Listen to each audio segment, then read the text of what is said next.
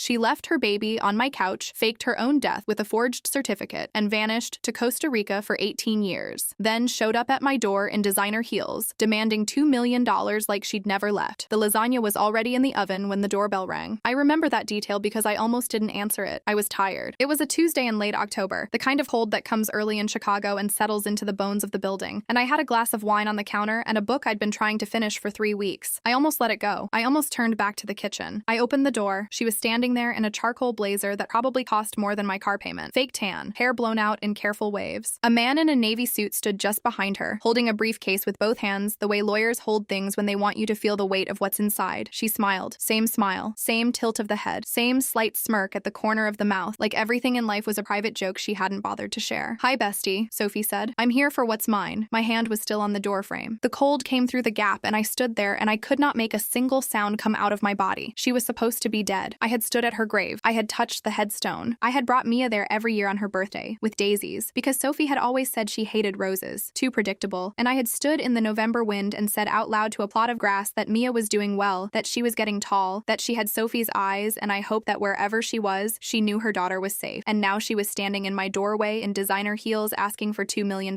My hands started shaking before I even registered why. Some animal part of me understood before the rest caught up. The lawyer moved forward and held out the stack of papers, and Sophie stepped past me into my apartment like she'd been there last Tuesday. "You can't do this," I said. My voice came out smaller than I meant it to. Sophie turned around and looked at the living room. Nothing had changed dramatically in 18 years. Same bones of the building, different furniture. She tilted her head like she was doing an appraisal. "You were always just the babysitter," she said. "I'm the mother." From the back hallway, I heard a door open, Mia's footsteps, unhurried, like she'd heard the bell and wasn't in a rush. She came into the living room and looked at Sophie the way you look at someone who has just let themselves into your home without being invited. Not afraid, not confused, just measuring. "Who's this?" she asked me. Sophie stepped forward. Her face rearranged itself into something softer, something practiced. "I'm your mother," she said. "I gave birth to you, sweetheart." Mia looked at her for a long moment. Then she looked at me. Then back. "No," she said. "She's my mother. She's the one who stayed." Sophie's face cracked. Not much. Just enough that I saw the real thing underneath. The cold calculation she'd never quite been able to hide. Not even in college. Not even when she was laughing. And that was the moment I understood that whatever came next, I wasn't going to face it alone. I met Sophie Alderman in September 2001. We were both assigned to the same 2-bedroom apartment in Blackstone Hall at Northwestern. Two 19-year-olds from different coasts who had nothing obvious in common except a tolerance for disorder and a shared contempt for the girl down the hall who microwaved fish at midnight. She was from Marin County. I was from Columbus, Ohio. She was film studies. I was communications. She smoked on the fire escape even though it wasn't allowed. She could make anyone laugh within 45 seconds of meeting them. She had this energy that I can only describe as centrifugal. Everything organized itself around her when she was in the room. We became fast friends the way you do at 19 in close quarters. The kind of friendship that feels like fate because you haven't yet lived enough to know it might just be proximity. She was messy in ways I forgave constantly. Borrowed money she returned late. Made plans she canceled without notice. Disappeared for weeks when a new relationship started and reappeared the moment it ended. I told myself that was just Sophie. I told myself everyone had their thing and hers was just this. Impulsiveness, a loose relationship with obligations, charm that worked hard so her follow-through didn't have to. Looking back now, I can see the shape of it. I just didn't have a word for it then. We stayed close through our 20s even as life pulled us in different directions. She moved to Los Angeles after graduation. I stayed in Chicago. She called me from parking lots and airport terminals and once from a boat in the Mediterranean that belonged to a man whose name I never learned. She was always in motion. She got married in 2004 in Sonoma to a man named Daniel Voss. He was 12 years older than her, an investor, wealthy in the casual way of people who have never needed to think about money very hard. I was her maid of honor. I stood next to her and held her bouquet and thought she looked like someone who had finally found the right frame for the painting she'd always been. The marriage was turbulent in ways she described to me only in flashes, quick confessions and late-night phone calls that she always walked back by morning. He was controlling, she said once. He had debts she didn't know about, she said another time. He had investors who were not the legal kind, she let slip once, and then immediately changed the subject and I let her, which I regret. Mia was born in October 2004. Sophie called me from the hospital at 2 in the morning and she was crying. And she said, "Jenny, I don't know how to do this." And I said, "Nobody does." And she said, "No. I mean, I really don't." And I heard something in her voice that I couldn't identify at the time. I understand it now. It was the sound of someone who had already made a decision they hadn't told anyone yet. She seemed better for a while, or I let myself believe she did. Then Daniel died in March 2007. A car accident on the 101, just south of the Golden Gate. The official report said ice on the road, though it doesn't ice in San Francisco in March. And I thought about that once, and then put it away because Sophie was grief-stricken, and Mia was 2 years old, and none of the rest of it of it was my problem. Daniel's death, it turned out, left behind almost nothing. The wealth had been borrowed and leveraged, and the creditors moved fast. Sophie was left with the house and a mortgage she couldn't service and debts she hadn't known existed, and men who sent unfamiliar lawyers to knock on doors at unusual hours. She called me every day that spring, sometimes twice. And then, in August of 2007, she showed up. She arrived on a Wednesday. I remember because I had a presentation the next morning, a pitch for a regional healthcare account that I'd spent 3 weeks building, and I was at my kitchen table going through slides when I heard the knock. I looked through the peephole, and there she was, Sophie, in wrinkled clothes, with Mia on her hip and a duffel bag over her shoulder, looking like she hadn't slept in 2 days. I opened the door. She walked past me and set Mia on the couch, and Mia immediately opened the snack bag she was carrying and started eating goldfish crackers, like this was her living room and she'd been doing this her whole life. "Jenny," Sophie said, sitting down like her legs had given out, "I need to ask you something enormous." I said, "Okay." She said she was sick. She said the word cancer the way she said all difficult things, directly, flatly, like she was reading something off a card. She said it had spread faster than expected, that she had 6 months, maybe less, that she had no family who would take Mia, that Daniel's family had already made clear they wanted nothing to do with a child who tied them to Daniel's complications, that she had thought about this and thought about it, and I was the only person in the world she trusted to do this right. I looked at Mia, who was 3 years old and eating crackers and looking at my bookshelves with the particular focus of a child who has learned to be very quiet in unfamiliar rooms. I said yes. I want to be honest about that moment. I said yes quickly, too quickly. I didn't ask for documentation. I didn't ask to speak to the oncologist. I didn't ask for a single piece of evidence beyond Sophie's face, which was pale and thin and looked exactly like I imagined the face of someone dying of cancer would look. I trusted her completely. It didn't occur to me not to. That is the thing I have turned over in my mind most in the years since. Not the adoption, not the insurance policy, just that single moment of trust and what it cost me and what it cost Mia. That I handed her the chance to do what she did by simply believing her without question. The adoption was finalized in October 2007. I hired a lawyer, a woman named Patricia Engel, who had a small office on North Clark Street and who filed everything correctly and asked all the right legal questions, none of which Sophie had any trouble answering. The death certificate arrived on November 14th. It came with an envelope from a hospice in Marin County and a brief letter explaining that the cancer had progressed rapidly and that services had been private per the deceased's wishes. Closed casket. I flew to California and stood at a graveside service attended by 4 people, 2 of whom I didn't know, and I cried until I couldn't breathe. I cried for a month, then I got to work. The first year was survival. Mia had nightmares 4 times a week. She didn't talk about her mother. She talked around her, in the careful way small children talk around things that are too large to look at directly. I bought her a nightlight shaped like a moon that plugged into the wall, and she slept with it on until she was 9. I turned down a promotion in the spring of 2009 because it would have required travel. I turned down another one in 2011 for the same reason. My manager, a patient man named Harold, who wore the same blazer in 3 different colors, told me once that I had genuine potential, said it with the mild frustration of someone watching a runner refuse to use her legs, and I just nodded and thought about school pickup. I stopped dating seriously around 2010. There were attempts. A man named Greg who was lovely until he wasn't. A woman named Dana who made me laugh for 8 months and then moved to Portland. Each time I felt the weight of what I was asking someone to step into. A child who had complicated feelings about belonging, who was still working out the physics of love, who needed consistency above all else. And I found reasons to end things before they became serious. I told myself I was being realistic. Maybe I was. Maybe I was also afraid of what it meant to want something for myself. Mia was brilliant, difficult, tender under the difficulty. She got straight A's in subjects she liked and argued fiercely with teachers she didn't respect. She had Sophie's face, the same dark eyes and wide mouth, and my habits somehow. She made lists, she kept a calendar, she worried about things before they happened. I don't know if that's nature or nurture or just proximity, but it felt like mine. When she was 11, she asked me, very directly, the question I had been preparing for years. She asked why her real mother hadn't wanted to stay with her. I told her what I'd rehearsed, that Sophie had loved her, that she'd been very sick, that the kindest thing Sophie could do was make sure Mia would always be cared for. Mia listened to all of it, and then she said, if she loved me, she would have stayed. She was 11 years old. She was right. I didn't argue. The teenage years were harder than I had expected, which is saying something because I had expected them to be hard. At 15, Mia went through a period I can only describe as a reckoning with her own existence, who she was, where she came from, what it meant that her origin story began with being left. She stopped eating regularly. She stopped sleeping. She stopped coming home at the times she said she would. I was terrified in the specific, quiet way of someone who is trying not to show their terror because they know it will make things worse. In November of 2019, just before Thanksgiving, I came home to find her sitting in the bathtub, fully clothed with an empty bottle of her own prescription antidepressants on the floor beside her. I don't write that easily, but it happened. She was 15. She is alive now, and she is fine. And I am telling this story as a complete thing. But in that moment, I understood what losing her would mean in a way that made all of the prior sacrifices look like nothing at all. I sold my car the the next week. A 2014 Subaru that I'd paid off 2 years earlier and had been quietly proud of. I got $16,000 for it. It covered the first 10 weeks of the residential program at a facility in Evanston, a place called the Linden Center, where they knew how to work with adolescence and trauma and identity and the particular kind of grief that comes from being left by a parent. I took out a small personal loan for the rest. I drove a rental for 4 months. Then I took the train. Then a coworker named Brenda let me borrow her car on weekends until I'd saved enough for something used. I did not once wish I hadn't done it. Mia came home from Linden in February 2020. She was quieter, more deliberate. She said things she meant and didn't say things she didn't. She told me once during that first week back that she had been afraid I would give up on her, that she had thought she was too hard to love. I told her there was no such thing as too hard to love. Not for me, not with her. She didn't say thank you. She just nodded and looked out the window, and I understood that she was filing it somewhere, adding it to whatever internal record she was keeping. She called me mom for the first time in April of 2021. She was 17. She came out to my car after school one afternoon, got in, tossed her backpack in the back and said, "Thanks, Mom," as I pulled out of the parking spot, and then looked out the passenger window like it was nothing, like she'd always said it, like it was the easiest word in the world. I cried the whole drive home. She pretended not to notice. I pretended I wasn't crying. By the time she left for Columbia that August, full academic scholarship, pre-med track, a dorm room she'd been mentally decorating since she was 16, I was simultaneously the proudest I had ever been of any human being, and the most hollowed out I'd felt since the early days of 2008, when it was just me and a 3-year-old and a pile of adoption paperwork and the terrible weight of realizing that, yes, this was actually real, this was actually my life now, and I had better be enough. I was back to being alone in the apartment, but it was a different kind of alone, a chosen one, quiet in the way that only exists after something loud is over. The first strange thing happened in the summer of Mia's sophomore year. I went to visit Sophie's grave in September of 2022, the way I did every year, and I found fresh flowers already there, white daisies in a green florist's wrapper, still mostly fresh, 3 or 4 days old at most. I stood there for a long time looking at them. I told myself it was someone from Sophie's old life, a friend I'd never met, a cousin I didn't know about. I went home and thought about it for a week, and then stopped thinking about it because there was no use. The birthday card arrived in October, slipped through my mail slot with no postage, no return address, just a small ivory card with the printed message inside and, in neat block handwriting below it, "Almost time, sweetheart." I stood in the hallway for a long time holding that card. Almost time. Mia's 21st birthday was 7 months away. I started making calls that I hadn't made before. I called Patricia Engel, the adoption attorney. I called the insurance company, a firm called Reliance National that had issued the $2 million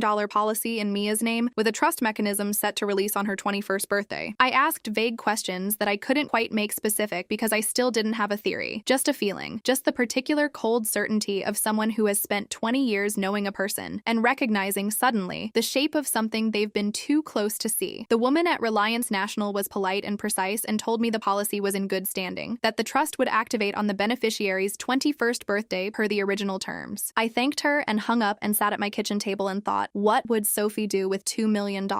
At Mia's graduation in May 2023, there was a woman in the crowd. I noticed her because of the angle. She was standing at the edge of the bleachers instead of in the seated section, which is where everyone else was, and she was watching the stage instead of taking pictures on her phone. She had dark hair and she was wearing sunglasses inside the arena, which people do, but which also makes them impossible to recognize. By the time the ceremony ended, she was gone. A private investigator called my apartment the following Tuesday. He introduced himself as working on behalf of a client with an interest in a life insurance matter. He wanted to know if I had retained the original documentation related to the death certificate issued in November 2007 for one Sophie Marie Voss, née Alderman. I said I'd call him back, and I never did, but I did go into the storage closet in my bedroom and pull out the cardboard box that I hadn't opened since 2009, and I looked at the death certificate, and I looked at the name of the hospice, and I looked at the signature, and then I took a photograph of it with my phone. I didn't tell Mia any of this. I thought I was protecting her. I thought I was the only one who had noticed. I was wrong on both counts. The week before Mia's 21st birthday, I was making lasagna. Mia had come home for the week to help me go through some of my storage, practical daughter that she was, already thinking about what I might be able to donate. She was in the back bedroom, going through boxes. I was in the kitchen, layering noodles, listening to the particular comfort of normal life, and then the doorbell rang and I dried my hands on the dish towel and went to answer it. I have described what happened next. Sophie in the doorway, the lawyer, the designer heels, the stack of papers the lawyer held out with both hands. What I haven't described is the specific quality of those 30 seconds before I could speak. The way the brain refuses at first to assemble the information it's being given. I knew her face. I knew it the way I knew my own handwriting. 23 years of knowing a person leaves grooves in you, and looking at her was like stepping into a groove I'd thought was sealed. My body recognized her before my mind could stop it. She walked past me into my apartment. She looked at the room. She said, "You were always just the babysitter," and I heard the echo of 30 seconds earlier when I had still thought of her as Sophie who was dead. head, and the two versions of her overlapped like a double exposure, and I felt sick. Then Mia walked in, and Sophie said, "I'm your mother, sweetheart," in that practiced, softened voice. And Mia looked at her and looked at me and said no, with the calm certainty of someone who has been ready for this conversation for a long time. Sophie's composure held for exactly 4 more seconds. Then she started talking about her sacrifices, her suffering, Daniel's debts, the men who had come after her, the life she had lost. Her voice went high and breathless, and I recognized that too. I had seen this performance in college, when she was caught in something she couldn't lie her way out of. This version of Sophie who suddenly became the primary victim of whatever she had done. She said the adoption had been fraudulent. She said she'd been coerced. She said the circumstances were not what the documents claimed. I asked her quietly who had signed the death certificate. She ignored that. Mia disappeared into her bedroom. Sophie kept talking. The lawyer stood by the door, shuffling papers, looking increasingly like a man who had accepted this job for reasons he was now regretting. Then Mia came back. She was holding a manila folder, not a thin one, thick, the kind that's been built over time. She sat down at the coffee table and opened it. The folder contained things I did not know Mia had. There were photographs, a woman on a beach that I didn't recognize at first and then did. Sophie, darker, thinner, in a sundress, at what looked like a cafe with an ocean behind it. A timestamp from 2018 in the corner of the image. There were bank statements, an account in the name of Maria Elena Gonzalez at a bank in San Jose, Costa Rica. Consistent deposits going back to 2014. Small ones at first, then larger. The money had to come from somewhere. There was a printed transcript of a conversation, audio transcribed, 2 voices, Sophie's, I knew it immediately, and a man's voice, lower, careful. The conversation was about forged documentation, about the insurance trust, about timing, about the legal definition of fraud in a case where the original deception predated the claim. The date of the conversation was 2 weeks before Mia's birthday. Mia pointed to the last item in the folder. Your lawyer talks loudly at airport bars, she said to Sophie, without any particular emotion. O'Hare, Terminal H, March 14th. He had 3 drinks and a phone call that carried. The lawyer, who had been shuffling papers with increasing urgency, stopped. Mia looked at him directly. I sent the full package to Reliance National in February, she said. The account is frozen. I've been in contact with a federal fraud unit since January. The Costa Rican Immigration Authority has an open file on a woman named Maria Elena Gonzalez. And yes, she continued before Sophie could speak, I know about the bribed hospice worker. His name is Raymond Telfer. He's already been interviewed. The lawyer said very quietly, I was never here. He picked up his briefcase and he walked out the door, and I heard his footsteps going down the stairwell, fast. Sophie stared at the folder. She stared at Mia. Something moved through her face that I had never seen there before.